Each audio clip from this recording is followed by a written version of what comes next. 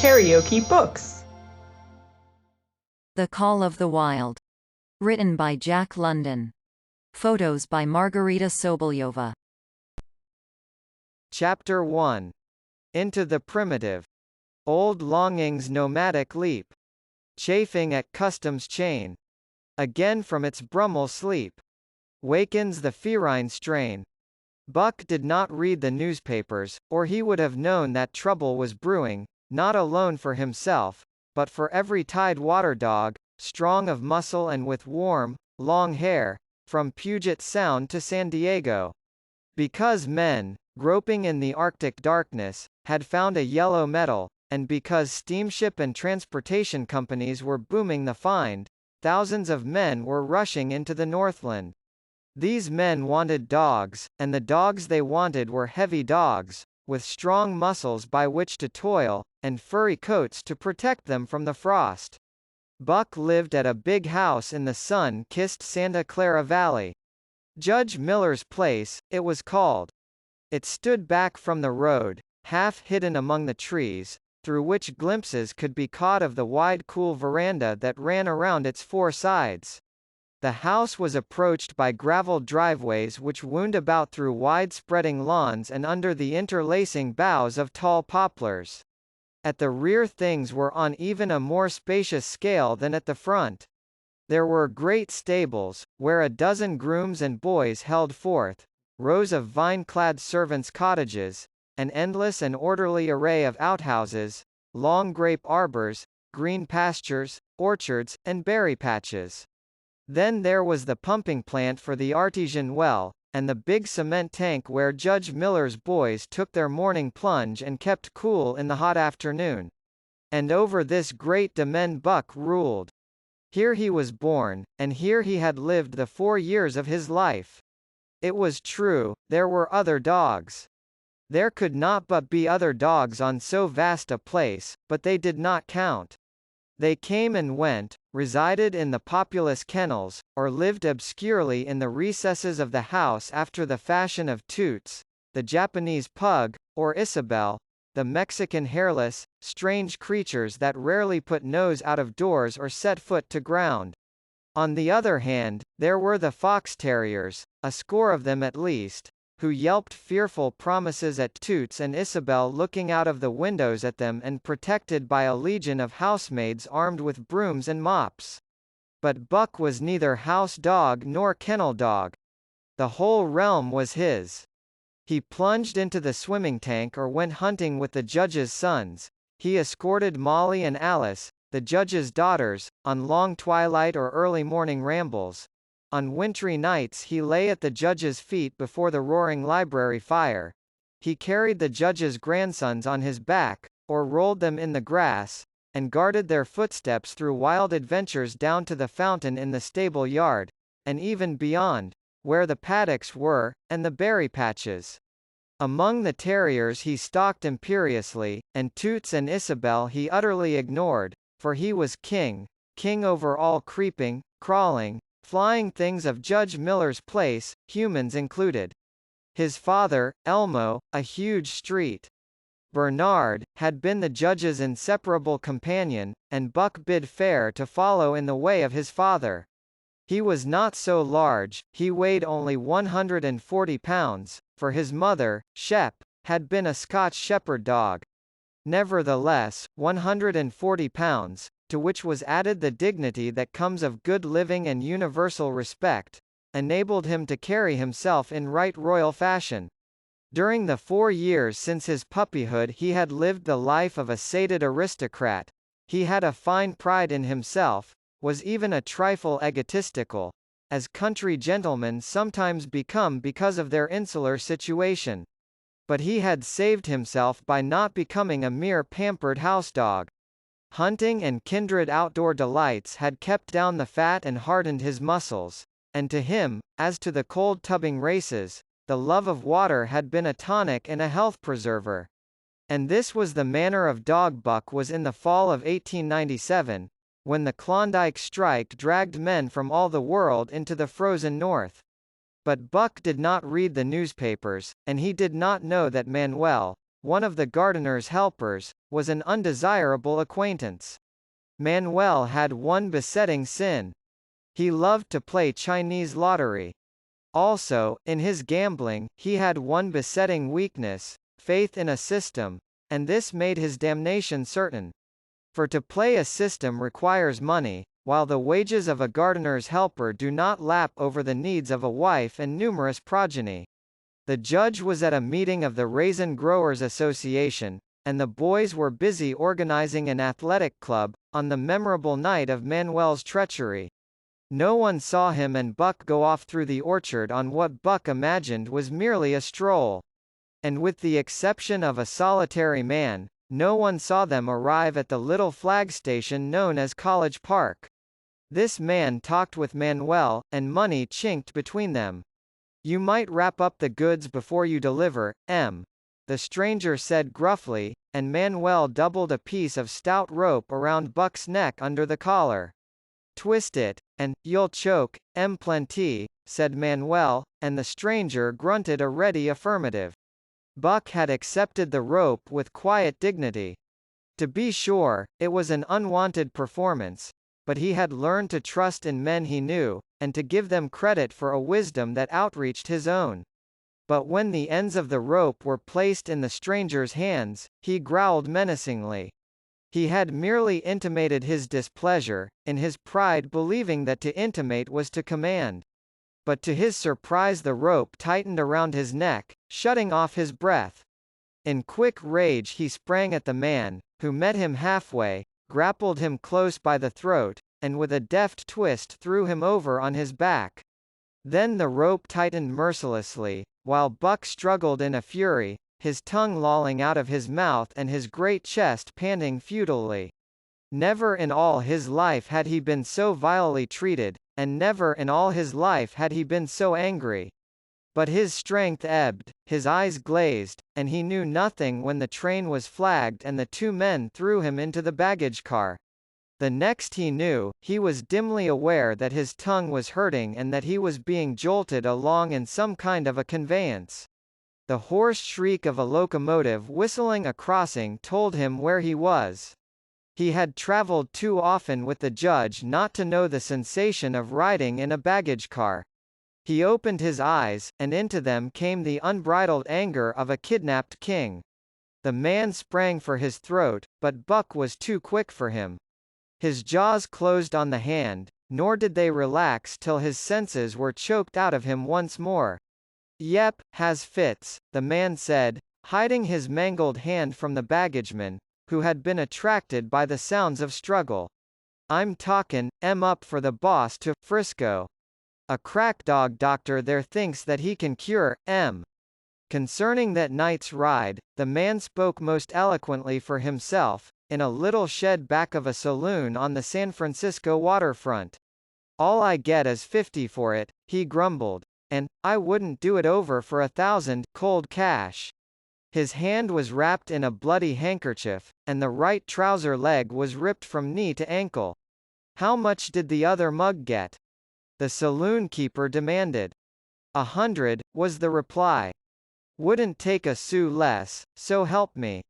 "That makes 150, the saloon keeper calculated. "And he's worth it, or I'm a squarehead." The kidnapper undid the bloody wrappings and looked at his lacerated hand. "If I don't get the hydrophobia, it'll be because you was born to hang," laughed the saloon keeper. "Here, lend me a hand before you pull your freight," he added. Dazed, suffering intolerable pain from throat and tongue, with the life half throttled out of him, Buck attempted to face his tormentors. But he was thrown down and choked repeatedly, till they succeeded in filing the heavy brass collar from off his neck. Then the rope was removed, and he was flung into a cage-like crate. There he lay for the remainder of the weary night, nursing his wrath and wounded pride. He could not understand what it all meant. What did they want with him, these strange men? Why were they keeping him pent up in this narrow crate? He did not know why, but he felt oppressed by the vague sense of impending calamity. Several times during the night he sprang to his feet when the shed door rattled open, expecting to see the judge, or the boys at least. But each time it was the bulging face of the saloon keeper that peered in at him by the sickly light of a tallow candle. And each time the joyful bark that trembled in Buck's throat was twisted into a savage growl. But the saloon keeper let him alone, and in the morning 4 men entered and picked up the crate. More tormentors, Buck decided, for they were evil-looking creatures, ragged and unkempt. And he stormed and raged at them through the bars. They only laughed and poked sticks at him, which he promptly assailed with his teeth till he realized that that was what they wanted. Whereupon he lay down sullenly and allowed the crate to be lifted into a wagon. Then he, and the crate in which he was imprisoned, began a passage through many hands. Clerks in the express office took charge of him. He was carted about in another wagon. A truck carried him, with an assortment of boxes and parcels, upon a ferry steamer. He was trucked off the steamer into a great railway depot, and finally he was deposited in an express car. For 2 days and nights this express car was dragged along at the tail of shrieking locomotives. And for 2 days and nights Buck neither ate nor drank. In his anger he had met the first advances of the express messengers with growls, and they had retaliated by teasing him. When he flung himself against the bars, quivering and frothing, they laughed at him and taunted him. They growled and barked like detestable dogs, mewed, and flapped their arms and crowed. It was all very silly, he knew, but therefore the more outrage to his dignity, and his anger waxed and waxed. He did not mind the hunger so much, but the lack of water caused him severe suffering and fanned his wrath to fever pitch. For that matter, high-strung and finely sensitive, the ill treatment had flung him into a fever, which was fed by the inflammation of his parched and swollen throat and tongue. He was glad for one thing: the rope was off his neck. That had given them an unfair advantage, but now that it was off, he would show them. They would never get another rope around his neck. Upon that he was resolved. For 2 days and nights he neither ate nor drank, and during those 2 days and nights of torment, he accumulated a fund of wrath that boded ill for whoever first fell foul of him. His eyes turned bloodshot, and he was metamorphosed into a raging fiend. So changed was he that the judge himself would not have recognized him, and the express messengers breathed with relief when they bundled him off the train at Seattle. 4 men gingerly carried the crate from the wagon into a small, high-walled backyard. A stout man, with a red sweater that sagged generously at the neck, came out and signed the book for the driver. That was the man, Buck divined, the next tormentor, and he hurled himself savagely against the bars. The man smiled grimly, and brought a hatchet and a club. "You ain't going to take him out now?" the driver asked. "Sure," the man replied, driving the hatchet into the crate for a pry.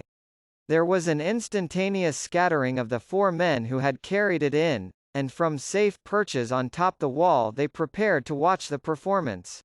Buck rushed at the splintering wood, sinking his teeth into it, surging and wrestling with it. Wherever the hatchet fell on the outside, he was there on the inside, snarling and growling, as furiously anxious to get out as the man in the red sweater was calmly intent on getting him out.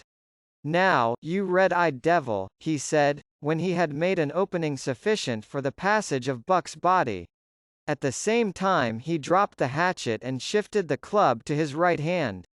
And Buck was truly a red-eyed devil, as he drew himself together for the spring, hair bristling, mouth foaming, a mad glitter in his bloodshot eyes. Straight at the man he launched his 140 pounds of fury, surcharged with the pent passion of 2 days and nights. In mid-air, just as his jaws were about to close on the man, he received a shock that checked his body and brought his teeth together with an agonizing clip. He whirled over, fetching the ground on his back and side. He had never been struck by a club in his life, and did not understand. With a snarl that was part bark and more scream he was again on his feet and launched into the air. And again the shock came and he was brought crushingly to the ground. This time he was aware that it was the club, but his madness knew no caution. A dozen times he charged, and as often the club broke the charge and smashed him down. After a particularly fierce blow, he crawled to his feet, too dazed to rush. He staggered limply about, the blood flowing from nose and mouth and ears, his beautiful coat sprayed and flecked with bloody slaver. Then the man advanced and deliberately dealt him a frightful blow on the nose. All the pain he had endured was as nothing compared with the exquisite agony of this. With a roar that was almost lion-like in its ferocity, he again hurled himself at the man. But the man, shifting the club from right to left, coolly caught him by the under jaw, at the same time wrenching downward and backward. Buck described a complete circle in the air, and half of another, then crashed to the ground on his head and chest. For the last time he rushed. The man struck the shrewd blow he had purposely withheld for so long, and Buck crumpled up and went down, knocked utterly senseless. "He's no slouch at dog breakin', that's what I say," one of the men on the wall cried enthusiastically. "Druther break cayuses any day, and twice on Sundays," was the reply of the driver, as he climbed on the wagon and started the horses. Buck's senses came back to him, but not his strength. He lay where he had fallen, and from there he watched the man in the red sweater. "Answers to the name of Buck," the man soliloquized, quoting from the saloon keeper's letter which had announced the consignment of the crate and contents. "Well, Buck, my boy," he went on in a genial voice, "we've had our little ruction, and the best thing we can do is to let it go at that. You've learned your place, and I know mine. Be a good dog and all go well and the goose hang high. Be a bad dog, and I'll whale the stuffin' out o' you. Understand?" As he spoke he fearlessly patted the head he had so mercilessly pounded, and though Buck's hair involuntarily bristled at touch of the hand, he endured it without protest. When the man brought him water he drank eagerly, and later bolted a generous meal of raw meat, chunk by chunk, from the man's hand. He was beaten, he knew that, but he was not broken. He saw, once for all, that he stood no chance against a man with a club. He had learned the lesson, and in all his after life he never forgot it. That club was a revelation. It was his introduction to the reign of primitive law, and he met the introduction halfway.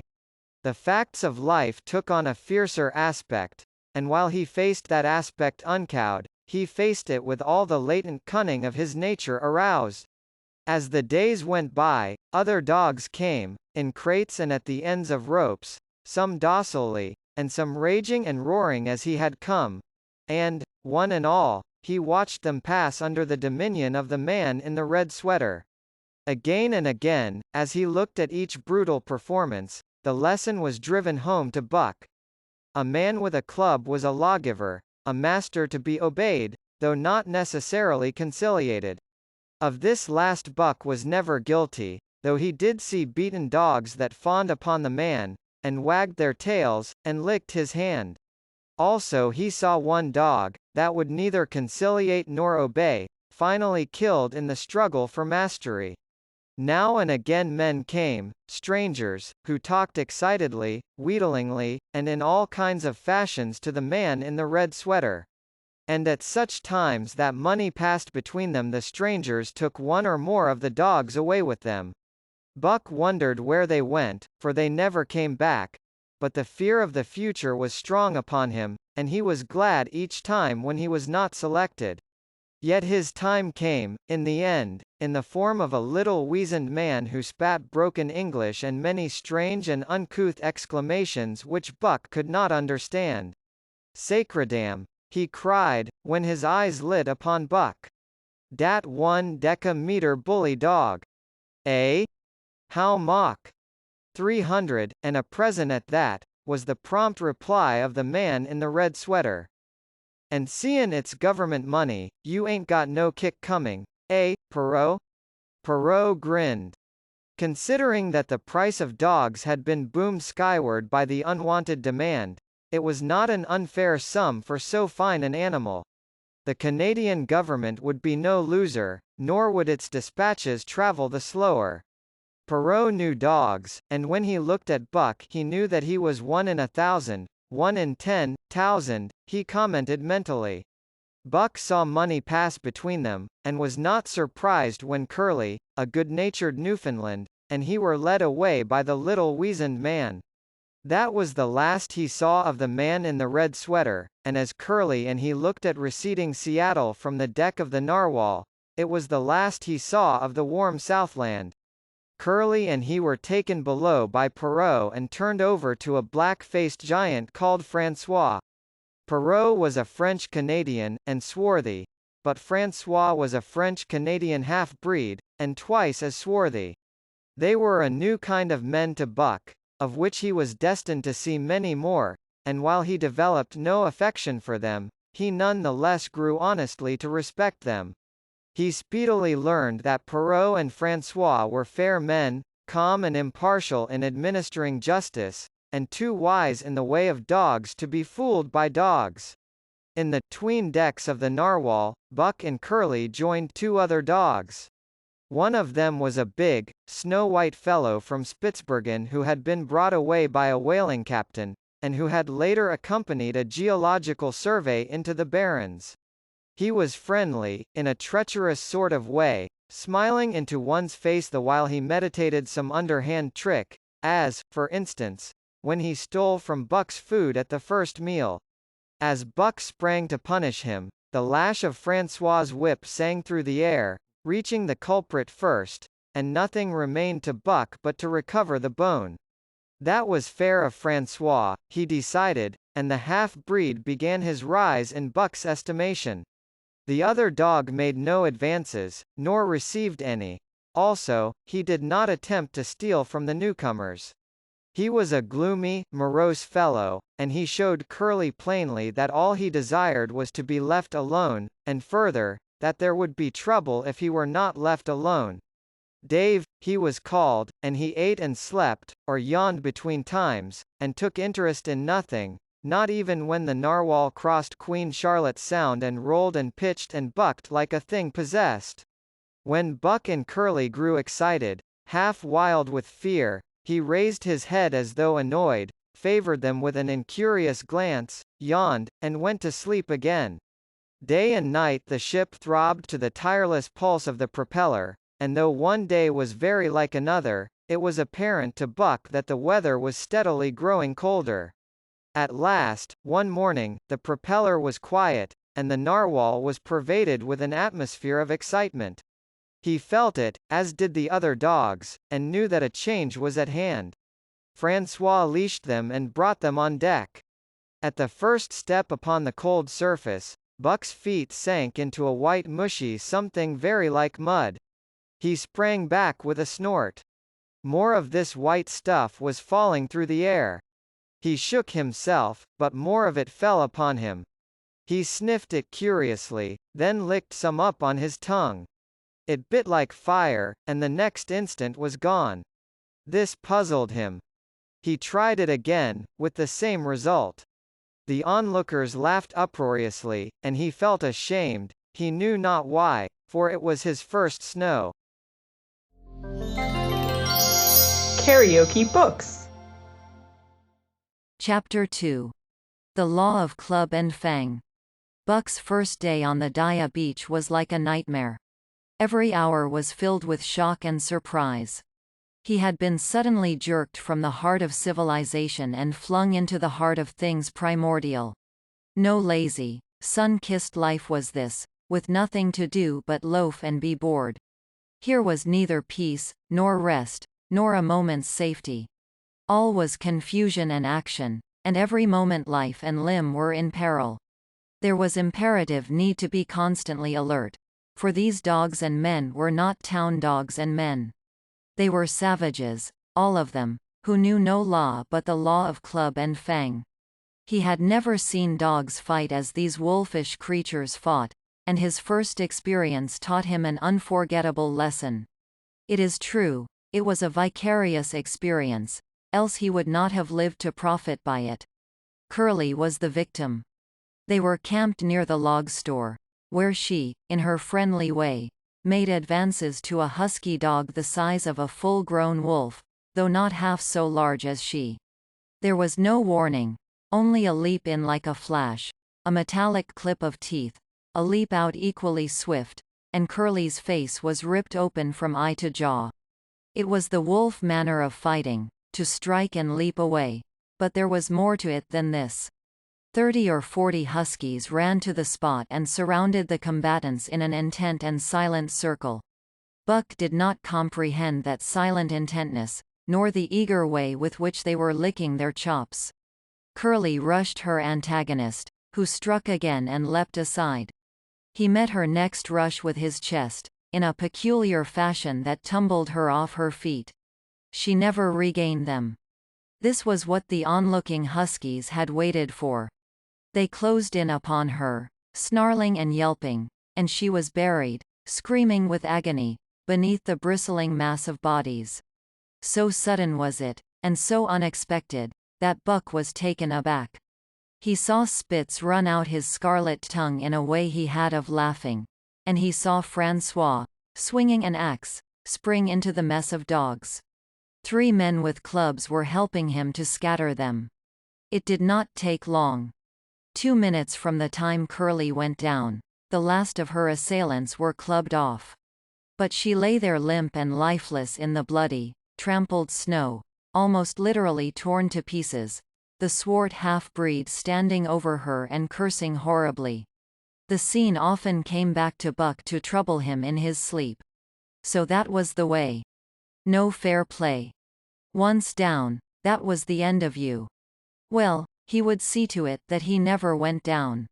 Spitz ran out his tongue and laughed again, and from that moment Buck hated him with a bitter and deathless hatred. Before he had recovered from the shock caused by the tragic passing of Curly, he received another shock. François fastened upon him an arrangement of straps and buckles. It was a harness, such as he had seen the grooms put on the horses at home. And as he had seen horses work, so he was set to work, hauling François on a sled to the forest that fringed the valley, and returning with a load of firewood. Though his dignity was sorely hurt by thus being made a draft animal, he was too wise to rebel. He buckled down with a will and did his best, though it was all new and strange. François was stern, demanding instant obedience, and by virtue of his whip receiving instant obedience. While Dave, who was an experienced wheeler, nipped Buck's hind quarters whenever he was in error. Spitz was the leader, likewise experienced, and while he could not always get at Buck, he growled sharp reproof now and again, or cunningly threw his weight in the traces to jerk Buck into the way he should go. Buck learned easily, and under the combined tuition of his 2 mates and François made remarkable progress. Ere they returned to camp he knew enough to stop at Ho, to go ahead at Mush, to swing wide on the bends, and to keep clear of the wheeler when the loaded sled shot downhill at their heels. "Tree ver, good dogs," François told Perrault. "Dat Buck, heem pool lock hell. I tick heem queek as anyting." By afternoon, Perrault, who was in a hurry to be on the trail with his dispatches, returned with 2 more dogs. Billy and Joe, he called them, 2 brothers, and true huskies both. Sons of the one mother though they were as different as day and night. Billy's one fault was his excessive good nature, while Joe was the very opposite, sour and introspective, with a perpetual snarl and a malignant eye. Buck received them in comradely fashion. Dave ignored them, while Spitz proceeded to thrash first one and then the other. Billy wagged his tail appeasingly, turned to run when he saw that appeasement was of no avail, and cried, still appeasingly, when Spitz's sharp teeth scored his flank. But no matter how Spitz circled, Joe whirled around on his heels to face him, mane bristling, ears laid back, lips writhing and snarling, jaws clipping together as fast as he could snap, and eyes diabolically gleaming, the incarnation of belligerent fear. So terrible was his appearance that Spitz was forced to forego disciplining him. But to cover his own discomfiture he turned upon the inoffensive and wailing Billy and drove him to the confines of the camp. By evening Perrault secured another dog, an old husky, long and lean and gaunt, with a battle-scarred face and a single eye which flashed a warning of prowess that commanded respect. He was called Sol Lex, which means the angry one. Like Dave, he asked nothing, gave nothing, expected nothing, and when he marched slowly and deliberately into their midst, even Spitz left him alone. He had one peculiarity which Buck was unlucky enough to discover. He did not like to be approached on his blind side. Of this offense Buck was unwittingly guilty, and the first knowledge he had of his indiscretion was when Sol Lex whirled upon him and slashed his shoulder to the bone for 3 inches up and down. Forever after Buck avoided his blind side, and to the last of their comradeship had no more trouble. His only apparent ambition, like Dave's, was to be left alone. Though, as Buck was afterward to learn, each of them possessed one other and even more vital ambition. That night Buck faced the great problem of sleeping. The tent, illumined by a candle, glowed warmly in the midst of the white plain. And when he, as a matter of course, entered it, both Perrault and François bombarded him with curses and cooking utensils, till he recovered from his consternation and fled ignominiously into the outer cold. A chill wind was blowing that nipped him sharply and bit with especial venom into his wounded shoulder. He lay down on the snow and attempted to sleep, but the frost soon drove him shivering to his feet. Miserable and disconsolate, he wandered about among the many tents, only to find that one place was as cold as another. Here and there savage dogs rushed upon him, but he bristled his neck hair and snarled, for he was learning fast, and they let him go his way unmolested. Finally an idea came to him. He would return and see how his own teammates were making out. To his astonishment, they had disappeared. Again he wandered about through the great camp, looking for them, and again he returned. Were they in the tent? No, that could not be, else he would not have been driven out. Then where could they possibly be? With drooping tail and shivering body, very forlorn indeed, he aimlessly circled the tent. Suddenly the snow gave way beneath his forelegs and he sank down. Something wriggled under his feet. He sprang back, bristling and snarling, fearful of the unseen and unknown. But a friendly little yelp reassured him, and he went back to investigate. A whiff of warm air ascended to his nostrils, and there, curled up under the snow in a snug ball, lay Billy. He whined placatingly, squirmed and wriggled to show his goodwill and intentions, and even ventured, as a bribe for peace, to lick Buck's face with his warm wet tongue. Another lesson. So that was the way they did it, eh? Buck confidently selected a spot, and with much fuss and waste effort proceeded to dig a hole for himself. In a trice the heat from his body filled the confined space and he was asleep. The day had been long and arduous, and he slept soundly and comfortably, though he growled and barked and wrestled with bad dreams. Nor did he open his eyes till roused by the noises of the waking camp. At first he did not know where he was. It had snowed during the night and he was completely buried. The snow walls pressed him on every side, and a great surge of fear swept through him, the fear of the wild thing for the trap. It was a token that he was harking back through his own life to the lives of his forebears. For he was a civilized dog, an unduly civilized dog, and of his own experience knew no trap and so could not of himself fear it. The muscles of his whole body contracted spasmodically and instinctively. The hair on his neck and shoulders stood on end, and with a ferocious snarl he bounded straight up into the blinding day, the snow flying about him in a flashing cloud. Ere he landed on his feet, he saw the white camp spread out before him and knew where he was and remembered all that had passed from the time he went for a stroll with Manuel to the hole he had dug for himself the night before. A shout from François hailed his appearance. "What I say?" the dog driver cried to Perrault. "Dat Buck for sure learn quick as anything." Perrault nodded gravely. As courier for the Canadian government, bearing important dispatches, he was anxious to secure the best dogs, and he was particularly gladdened by the possession of Buck. 3 more Huskies were added to the team inside an hour, making a total of 9, and before another quarter of an hour had passed they were in harness and swinging up the trail toward the Daya Cañón. Buck was glad to be gone, and though the work was hard he found he did not particularly despise it. He was surprised at the eagerness which animated the whole team and which was communicated to him. But still more surprising was the change wrought in Dave and Sol Lex. They were new dogs, utterly transformed by the harness. All passiveness and unconcern had dropped from them.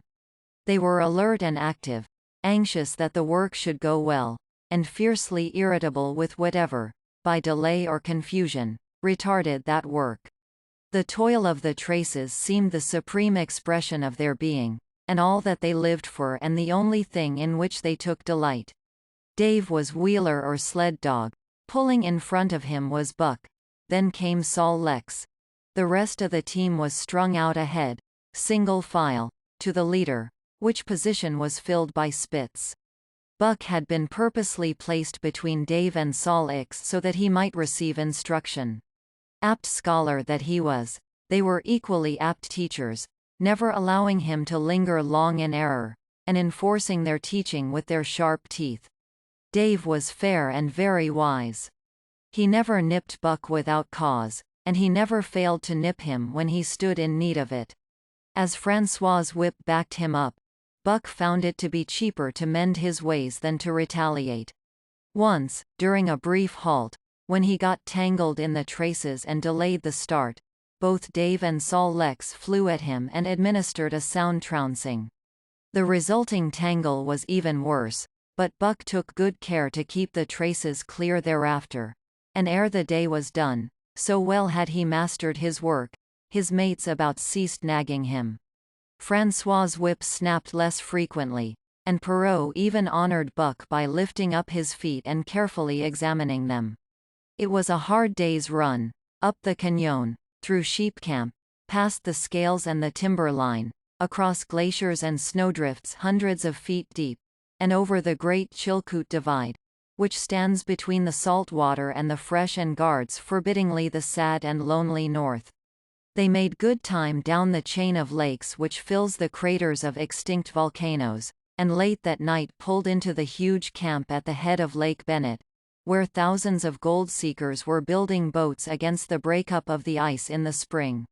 Buck made his hole in the snow and slept the sleep of the exhausted just, but all too early was routed out in the cold darkness and harnessed with his mates to the sled.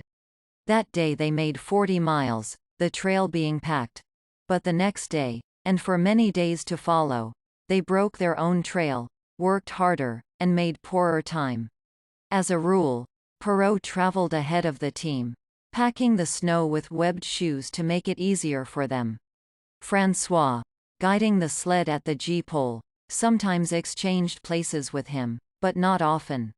Perrault was in a hurry, and he prided himself on his knowledge of ice, which knowledge was indispensable, for the fall ice was very thin, and where there was swift water, there was no ice at all. Day after day, for days unending, Buck toiled in the traces. Always, they broke camp in the dark, and the first gray of dawn found them hitting the trail with fresh miles reeled off behind them. And always they pitched camp after dark, eating their bit of fish, and crawling to sleep into the snow. Buck was ravenous. The pound and a half of sun-dried salmon, which was his ration for each day, seemed to go nowhere. He never had enough, and suffered from perpetual hunger pangs. Yet the other dogs, because they weighed less and were born to the life, received a pound only of the fish and managed to keep in good condition. He swiftly lost the fastidiousness which had characterized his old life. A dainty eater, he found that his mates, finishing first, robbed him of his unfinished ration. There was no defending it. While he was fighting off 2 or 3, it was disappearing down the throats of the others. To remedy this, he ate as fast as they. And, so greatly did hunger compel him, he was not above taking what did not belong to him. He watched and learned. When he saw Pike, one of the new dogs, a clever malingerer and thief, slyly steal a slice of bacon when Perrault's back was turned, he duplicated the performance the following day, getting away with the whole chunk. A great uproar was raised, but he was unsuspected, while Dub, an awkward blunderer who was always getting caught, was punished for Buck's misdeed. This first theft marked Buck as fit to survive in the hostile Northland environment. It marked his adaptability, his capacity to adjust himself to changing conditions, the lack of which would have meant swift and terrible death. It marked, further, the decay or going to pieces of his moral nature, a vain thing and a handicap in the ruthless struggle for existence. It was all well enough in the Southland, under the law of love and fellowship, to respect private property and personal feelings, but in the Northland, under the law of club and fang, whoso took such things into account was a fool, and in so far as he observed them he would fail to prosper. Not that Buck reasoned it out. He was fit, that was all, and unconsciously he accommodated himself to the new mode of life. All his days, no matter what the odds, he had never run from a fight. But the club of the man in the red sweater had beaten into him a more fundamental and primitive code. Civilized, he could have died for a moral consideration, say the defense of Judge Miller's riding whip. But the completeness of his decivilization was now evidenced by his ability to flee from the defense of a moral consideration and so save his hide. He did not steal for joy of it, but because of the clamor of his stomach. He did not rob openly, but stole secretly and cunningly, out of respect for club and fang. In short, the things he did were done because it was easier to do them than not to do them. His development, or retrogression, was rapid. His muscles became hard as iron, and he grew callous to all ordinary pain. He achieved an internal as well as external economy. He could eat anything, no matter how loathsome or indigestible. And, once eaten, the juices of his stomach extracted the least particle of nutriment, and his blood carried it to the farthest reaches of his body, building it into the toughest and stoutest of tissues. Sight and scent became remarkably keen, while his hearing developed such acuteness that in his sleep he heard the faintest sound and knew whether it heralded peace or peril. He learned to bite the ice out with his teeth when it collected between his toes, and when he was thirsty and there was a thick scum of ice over the water hole, he would break it by rearing and striking it with stiff forelegs. His most conspicuous trait was an ability to scent the wind and forecast it a night in advance. No matter how breathless the air when he dug his nest by tree or bank, the wind that later blew inevitably found him to leeward, sheltered and snug. And not only did he learn by experience, but instincts long dead became alive again. The domesticated generations fell from him. In vague ways he remembered back to the youth of the breed, to the time the wild dogs ranged in packs through the primeval forest and killed their meat as they ran it down. It was no task for him to learn to fight with cut and slash and the quick wolf snap. In this manner had fought forgotten ancestors. They quickened the old life within him, and the old tricks which they had stamped into the heredity of the breed were his tricks. They came to him without effort or discovery, as though they had been his always. And when, on the still cold nights, he pointed his nose at a star and howled long and wolf-like, it was his ancestors, dead and dust, pointing nose at star and howling down through the centuries and through him. And his cadences were their cadences, the cadences which voiced their woe and what to them was the meaning of the stillness, and the cold, and dark. Thus, as token of what a puppet thing life is, the ancient song surged through him and he came into his own again.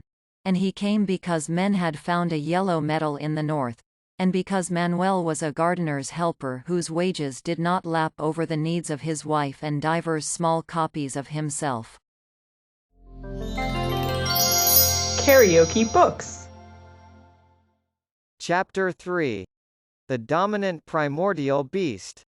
The dominant primordial beast was strong in buck, and under the fierce conditions of trail life it grew and grew. Yet it was a secret growth. His newborn cunning gave him poise and control. He was too busy adjusting himself to the new life to feel at ease, and not only did he not pick fights, but he avoided them whenever possible. A certain deliberateness characterized his attitude.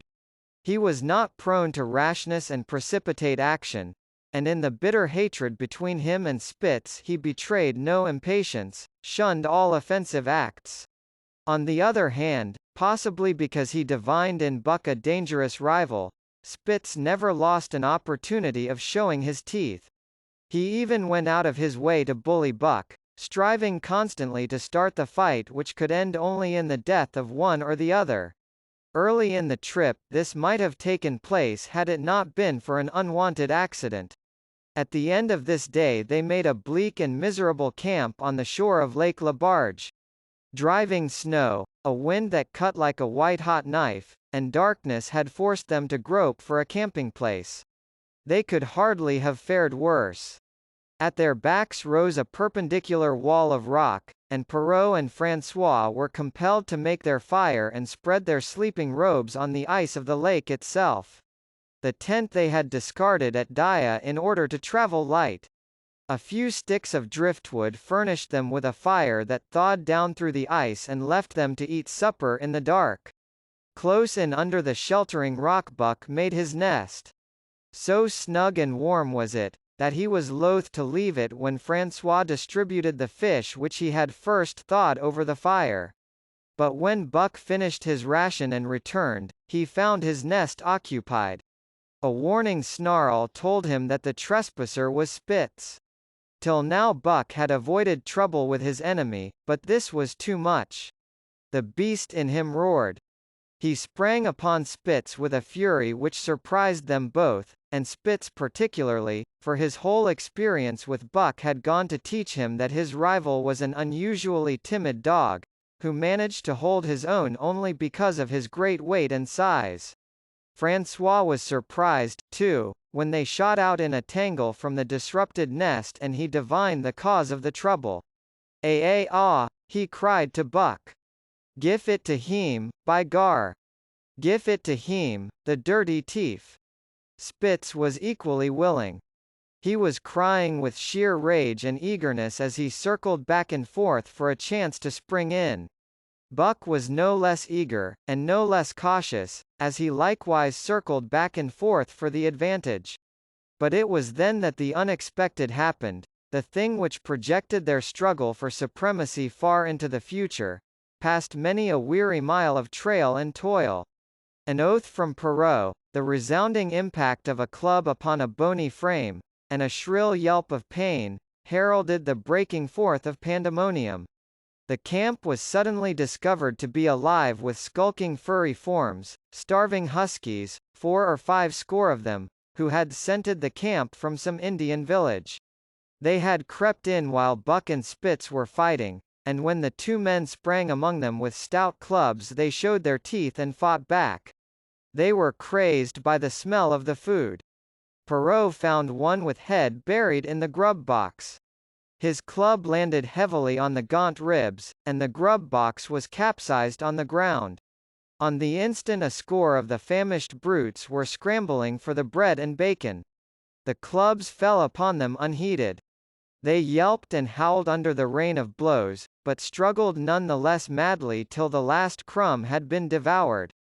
In the meantime the astonished team dogs had burst out of their nests only to be set upon by the fierce invaders. Never had Buck seen such dogs. It seemed as though their bones would burst through their skins. They were mere skeletons, draped loosely in draggled hides, with blazing eyes and slavered fangs. But the hunger madness made them terrifying, irresistible. There was no opposing them. The team dogs were swept back against the cliff at the first onset. Buck was beset by 3 huskies, and in a trice his head and shoulders were ripped and slashed. The din was frightful. Billy was crying as usual. Dave and Sol Lex, dripping blood from a score of wounds, were fighting bravely side by side. Joe was snapping like a demon. Once, his teeth closed on the foreleg of a husky, and he crunched down through the bone. Pike, the malingerer, leapt upon the crippled animal, breaking its neck with a quick flash of teeth and a jerk. Buck got a frothing adversary by the throat, and was sprayed with blood when his teeth sank through the jugular.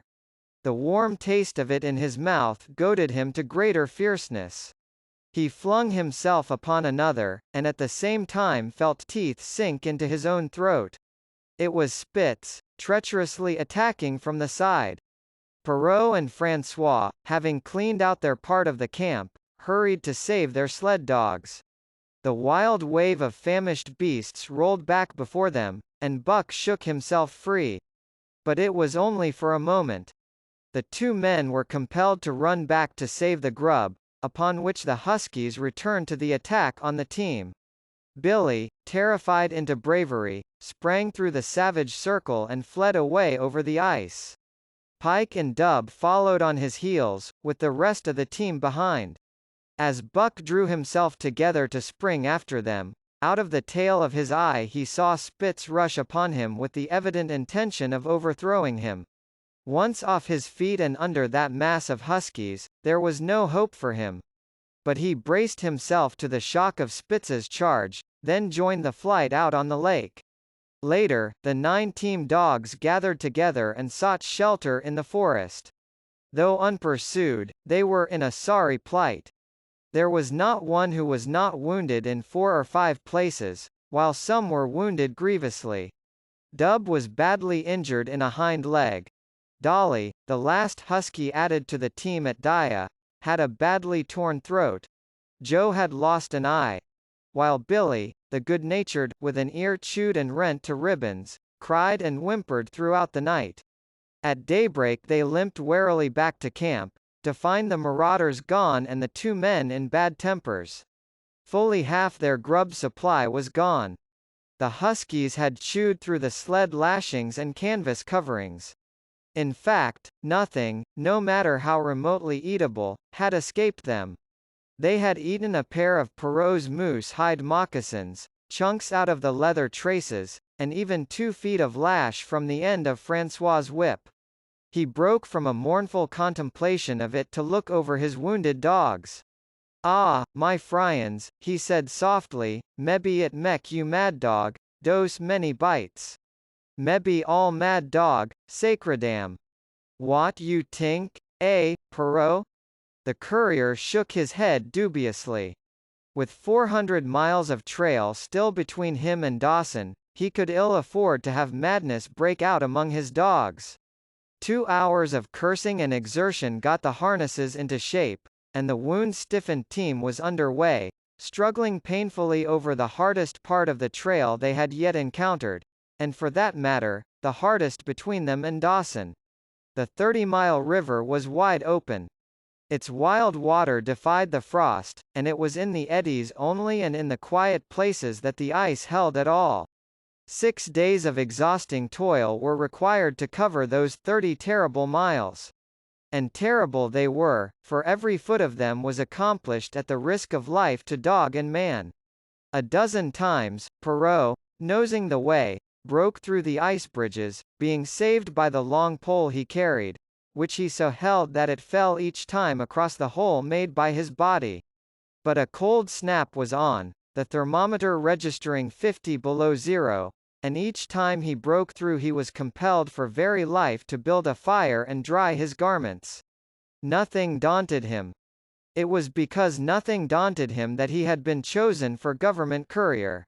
He took all manner of risks, resolutely thrusting his little weazened face into the frost and struggling on from dim dawn to dark. He skirted the frowning shores on rim ice that bent and crackled underfoot and upon which they dared not halt. Once, the sled broke through, with Dave and Buck, and they were half frozen and all but drowned by the time they were dragged out. The usual fire was necessary to save them. They were coated solidly with ice, and the 2 men kept them on the run around the fire, sweating and thawing, so close that they were singed by the flames. At another time Spitz went through, dragging the whole team after him up to Buck, who strained backward with all his strength, his forepaws on the slippery edge and the ice quivering and snapping all around. But behind him was Dave, likewise straining backward, and behind the sled was Francois, pulling till his tendons cracked. Again, the rim ice broke away before and behind, and there was no escape except up the cliff. Perrault scaled it by a miracle, while Francois prayed for just that miracle, and with every thong and sled lashing and the last bit of harness rove into a long rope, the dogs were hoisted, one by one, to the cliff crest. Francois came up last, after the sled and load. Then came the search for a place to descend, which descent was ultimately made by the aid of the rope, and night found them back on the river with a quarter of a mile to the day's credit. By the time they made the Hootalinqua and good ice, Buck was played out. The rest of the dogs were in like condition, but Perrault, to make up lost time, pushed them late and early. The first day they covered 35 miles to the Big Salmon, the next day 35 more to the Little Salmon, the third day 40 miles, which brought them well up toward the Five Fingers. Buck's feet were not so compact and hard as the feet of the huskies. His had softened during the many generations since the day his last wild ancestor was tamed by a cave dweller or riverman. All day long he limped in agony, and camp once made, lay down like a dead dog. Hungry as he was, he would not move to receive his ration of fish, which Francois had to bring to him. Also, the dog driver rubbed Buck's feet for half an hour each night after supper, and sacrificed the tops of his own moccasins to make 4 moccasins for Buck. This was a great relief, and Buck caused even the weazened face of Perrault to twist itself into a grin one morning, when Francois forgot the moccasins and Buck lay on his back, his 4 feet waving appealingly in the air, and refused to budge without them. Later his feet grew hard to the trail, and the worn-out footgear was thrown away. At the Pelly one morning, as they were harnessing up, Dolly, who had never been conspicuous for anything, went suddenly mad. She announced her condition by a long, heartbreaking wolf howl that sent every dog bristling with fear, then sprang straight for Buck. He had never seen a dog go mad, nor did he have any reason to fear madness. Yet he knew that here was horror, and fled away from it in a panic. Straight away he raced, with Dolly, panting and frothing, one leap behind. Nor could she gain on him, so great was his terror, nor could he leave her, so great was her madness. He plunged through the wooded breast of the island, flew down to the lower end, crossed a back channel filled with rough ice to another island, gained a third island, curved back to the main river, and in desperation started to cross it. And all the time, though he did not look, he could hear her snarling just one leap behind. Francois called to him a quarter of a mile away and he doubled back, still one leap ahead, gasping painfully for air and putting all his faith in that Francois would save him. The dog driver held the axe poised in his hand, and as Buck shot past him the axe crashed down upon Mad Dolly's head. Buck staggered over against the sled, exhausted, sobbing for breath, helpless. This was Spitz's opportunity. He sprang upon Buck, and twice his teeth sank into his unresisting foe and ripped and tore the flesh to the bone. Then Francois's lash descended, and Buck had the satisfaction of watching Spitz receive the worst whipping as yet administered to any of the teams. "One devil, dat Spitz," remarked Perrault. "Some damn day heem kill dat Buck." "Dat Buck 2 devils," was Francois's rejoinder. "All de tam I watch dat Buck I know for sure. Listen. Some damn fine day heem get madlock hell and den heem chew dat Spitz all up and spit heem out on de snow. Sure. I know." From then on it was war between them. Spitz, as lead dog and acknowledged master of the team, felt his supremacy threatened by this strange Southland dog.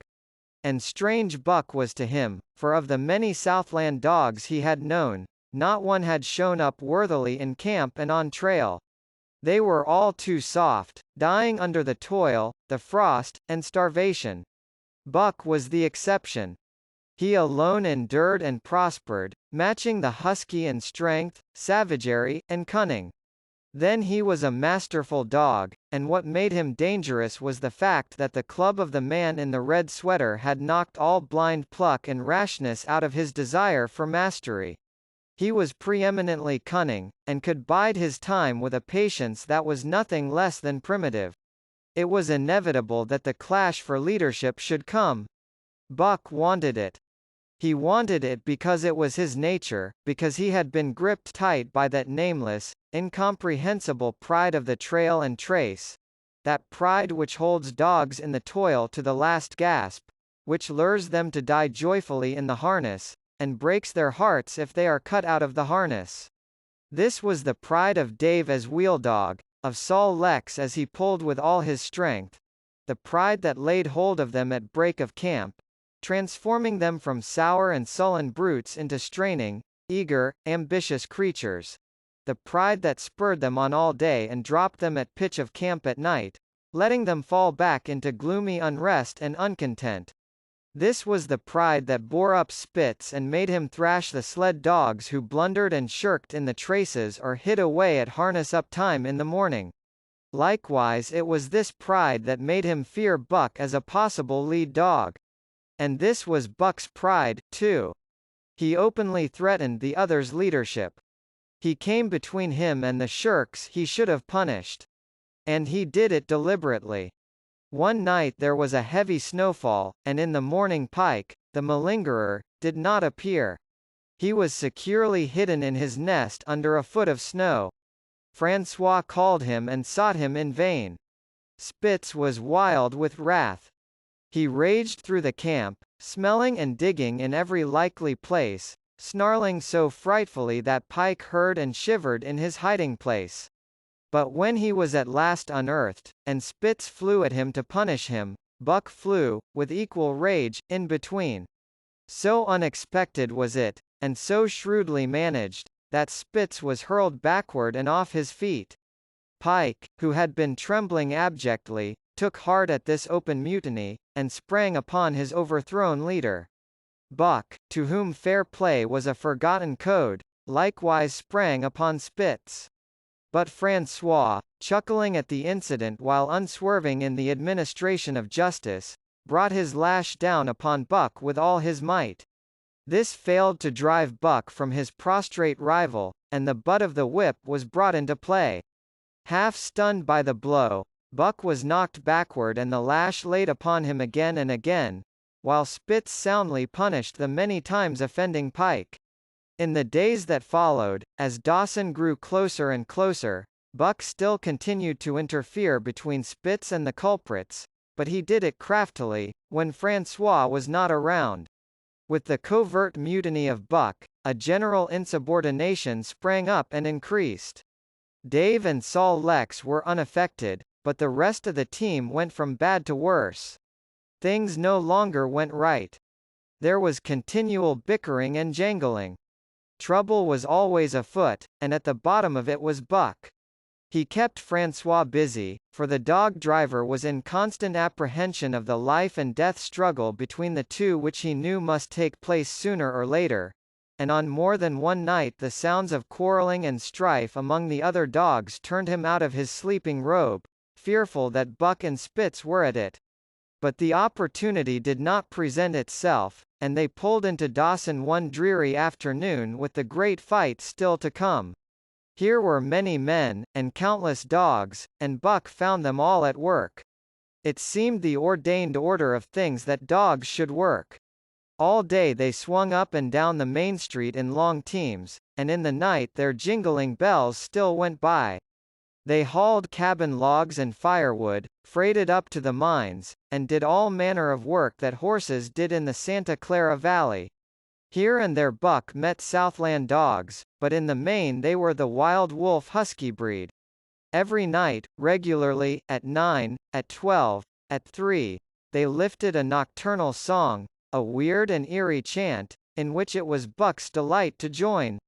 With the aurora borealis flaming coldly overhead, or the stars leaping in the frost dance, and the land numb and frozen under its pall of snow, this song of the huskies might have been the defiance of life, only it was pitched in minor key, with long-drawn waitings and half-sobs, and was more the pleading of life, the articulate travail of existence.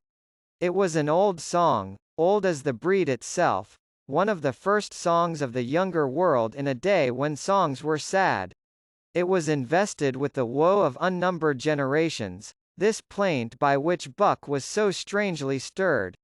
When he moaned and sobbed, it was with the pain of living that was of old the pain of his wild fathers, and the fear and mystery of the cold and dark that was to them fear and mystery. And that he should be stirred by it marked the completeness with which he harked back through the ages of fire and roof to the raw beginnings of life in the howling ages. 7 days from the time they pulled into Dawson, they dropped down the steep bank by the barracks to the Yukon Trail, and pulled for Dyea and salt water. Perrault was carrying dispatches if anything more urgent than those he had brought in. Also, the travel pride had gripped him, and he purposed to make the record trip of the year. Several things favored him in this. The week's rest had recuperated the dogs and put them in thorough trim. The trail they had broken into the country was packed hard by later journeyers.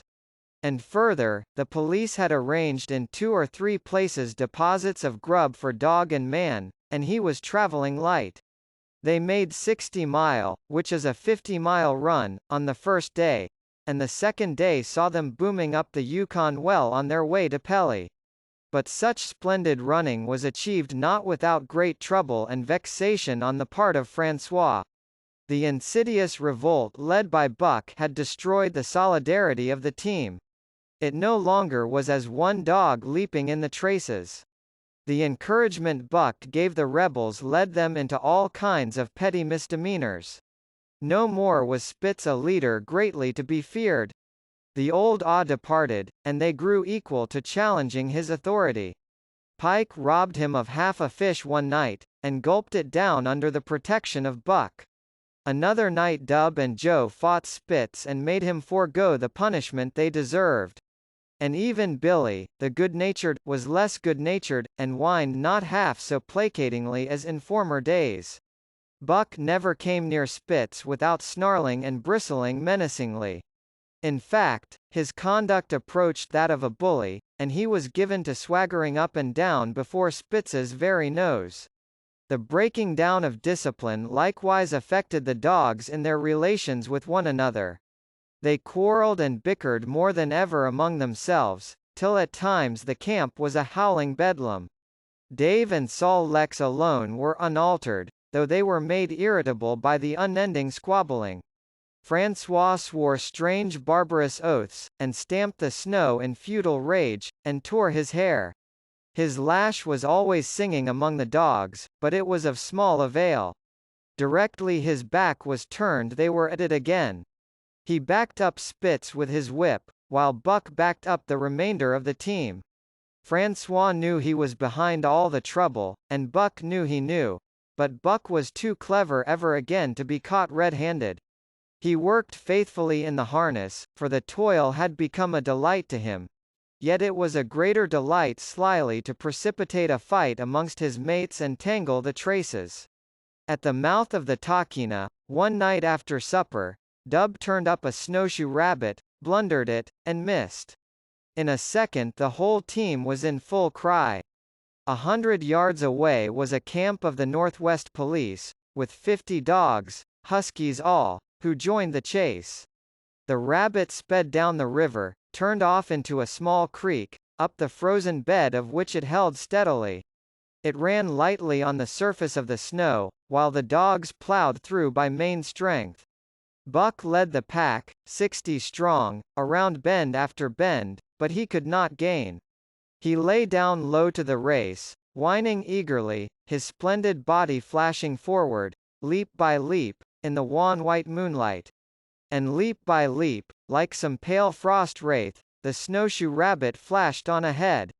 All that stirring of old instincts which at stated periods drives men out from the sounding cities to forest and plain to kill things by chemically propelled leaden pellets, the blood lust, the joy to kill, all this was Buck's, only it was infinitely more intimate. He was ranging at the head of the pack, running the wild thing down, the living meat, to kill with his own teeth and wash his muzzle to the eyes in warm blood. There is an ecstasy that marks the summit of life, and beyond which life cannot rise. And such is the paradox of living. This ecstasy comes when one is most alive, and it comes as a complete forgetfulness that one is alive. This ecstasy, this forgetfulness of living, comes to the artist, caught up and out of himself in a sheet of flame. It comes to the soldier, war-mad on a stricken field and refusing quarter. And it came to Buck, leading the pack, sounding the old wolf cry, straining after the food that was alive and that fled swiftly before him through the moonlight. He was sounding the deeps of his nature, and of the parts of his nature that were deeper than he, going back into the womb of time. He was mastered by the sheer surging of life, the tidal wave of being, the perfect joy of each separate muscle, joint, and sinew in that it was everything that was not death, that it was aglow and rampant, expressing itself in movement, flying exultantly under the stars and over the face of dead matter that did not move. But Spitz, cold and calculating even in his supreme moods, left the pack and cut across a narrow neck of land where the creek made a long bend around. Buck did not know of this, and as he rounded the bend, the frost wraith of a rabbit still flitting before him, he saw another and larger frost wraith leap from the overhanging bank into the immediate path of the rabbit. It was Spitz. The rabbit could not turn, and as the white teeth broke its back in mid-air it shrieked as loudly as a stricken man may shriek. At sound of this, the cry of life plunging down from life's apex in the grip of death, the full pack at Buck's heels raised a hell's chorus of delight. Buck did not cry out. He did not check himself, but drove in upon Spitz, shoulder to shoulder, so hard that he missed the throat. They rolled over and over in the powdery snow. Spitz gained his feet almost as though he had not been overthrown, slashing Buck down the shoulder and leaping clear. Twice his teeth clipped together, like the steel jaws of a trap, as he backed away for better footing, with lean and lifting lips that writhed and snarled. In a flash Buck knew it. The time had come. It was to the death. As they circled about, snarling, ears laid back, keenly watchful for the advantage, the scene came to Buck with a sense of familiarity. He seemed to remember it all, the white woods, and earth, and moonlight, and the thrill of battle. Over the whiteness and silence brooded a ghostly calm. There was not the faintest whisper of air, nothing moved, not a leaf quivered, the visible breaths of the dogs rising slowly and lingering in the frosty air. They had made short work of the snowshoe rabbit, these dogs that were ill-tamed wolves, and they were now drawn up in an expectant circle. They, too, were silent, their eyes only gleaming and their breaths drifting slowly upward. To Buck it was nothing new or strange, this scene of old time. It was as though it had always been, the wonted way of things. Spitz was a practiced fighter. From Spitzbergen through the Arctic, and across Canada and the Barrens, he had held his own with all manner of dogs and achieved to mastery over them. Bitter rage was his, but never blind rage. In passion to rend and destroy, he never forgot that his enemy was in like passion to rend and destroy. He never rushed till he was prepared to receive a rush, never attacked till he had first defended that attack. In vain Buck strove to sink his teeth in the neck of the big white dog. Wherever his fangs struck for the softer flesh, they were countered by the fangs of Spitz. Fang clashed fang, and lips were cut and bleeding, but Buck could not penetrate his enemy's guard. Then he warmed up and enveloped Spitz in a whirlwind of rushes. Time and time again he tried for the snow-white throat, where life bubbled near to the surface, and each time and every time Spitz slashed him and got away. Then Buck took to rushing, as though for the throat, when, suddenly drawing back his head and curving in from the side, he would drive his shoulder at the shoulder of Spitz, as a ram by which to overthrow him. But instead, Buck's shoulder was slashed down each time as Spitz leapt lightly away. Spitz was untouched, while Buck was streaming with blood and panting hard. The fight was growing desperate. And all the while the silent and wolfish circle waited to finish off whichever dog went down. As Buck grew winded, Spitz took to rushing, and he kept him staggering for footing. Once Buck went over, and the whole circle of 60 dogs started up. But he recovered himself, almost in mid-air, and the circle sank down again and waited. But Buck possessed a quality that made for greatness, imagination. He fought by instinct, but he could fight by head as well. He rushed, as though attempting the old shoulder trick, but at the last instant swept low to the snow and in. His teeth closed on Spitz's left foreleg. There was a crunch of breaking bone, and the white dog faced him on 3 legs. Thrice he tried to knock him over, then repeated the trick and broke the right foreleg. Despite the pain and helplessness, Spitz struggled madly to keep up. He saw the silent circle, with gleaming eyes, lolling tongues, and silvery breaths drifting upward, closing in upon him as he had seen similar circles close in upon beaten antagonists in the past. Only this time he was the one who was beaten. There was no hope for him. Buck was inexorable. Mercy was a thing reserved for gentler climes. He maneuvered for the final rush. The circle had tightened till he could feel the breaths of the huskies on his flanks. He could see them, beyond Spitz and to either side, half crouching for the spring, their eyes fixed upon him. A pause seemed to fall. Every animal was motionless as though turned to stone. Only Spitz quivered and bristled as he staggered back and forth, snarling with horrible menace, as though to frighten off impending death. Then Buck sprang in and out, but while he was in, shoulder had at last squarely met shoulder. The dark circle became a dot on the moon-flooded snow as Spitz disappeared from view. Buck stood and looked on, the successful champion, the dominant primordial beast who had made his kill and found it good. Karaoke Books.